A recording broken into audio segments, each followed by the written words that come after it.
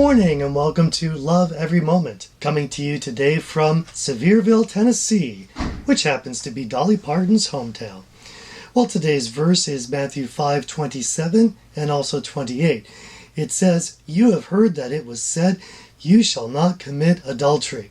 But I say to you that everyone who looks at a woman to lust for her has already committed adultery with her in his heart." Wow, I think I'll just skip this week. Now, actually, this really shows how Jesus' standards for the law go way beyond what the written law is. It's the law of the heart. And so we really need to know, again, Jesus' heart in this, that he wants us not even to think of committing fornication with a woman. We can't even lust for them. Now, some people can claim, hey, I have never committed fornication. I have never had sex outside of marriage. And, wow, that's a wonderful thing. And I think those people should be pretty happy about that. That's wonderful. But I think every single person that I know, at least those who are of sexual maturity, can honestly say that, yeah, everyone has committed lust. We've all had these lustful thoughts, and I hate to even admit how awful mine are. It's not like I'm thinking of a woman in a lovely marital context. No, it's a context of lust. It's domination. It's ugly. It's terrible. So, it is definitely a sin, but what do we do with this? Let's have a look here. Here's a cross-reference here that I thought I'd throw out. How about James 1:14? It says, "But each one is tempted when he is carried away and enticed by his own lust. Then, when lust has conceived, it gives birth to sin. And when sin is accomplished, it brings forth death." Death. This is pretty serious. Now, again, is there anything wrong with just looking at a woman? No. It's when we start to consider that we'd like to have sex with her or something of that nature. That's when the process starts.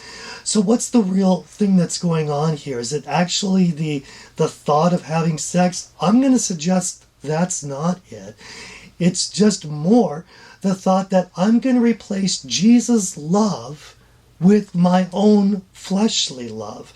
That's where the problem really is. So if we start caving in to our own human lusts, the only way we're doing that is to say no to Jesus' love. And that's where it brings forth death. We're talking hell if we keep going that direction here. Let me look at one other cross-reference here. In 1 John 2:16, it says, "For all that is in the world, the lust of the flesh, the lust of the eyes, and the boastful pride of life, is not from the Father, but is from the world." That stuff is definitely from the world. And in fact, the world doesn't even see lust as really much of a sin. I would even suggest that the world doesn't even see adultery as much of a sin.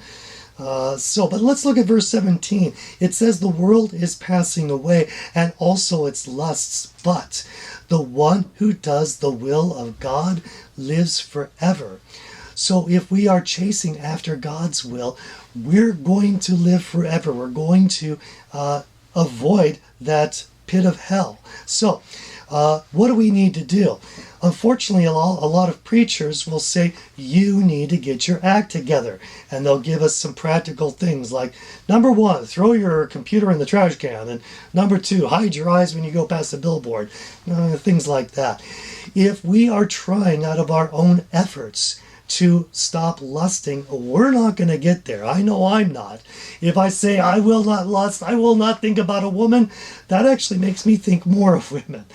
And I have failed most of my life trying to stop lusting.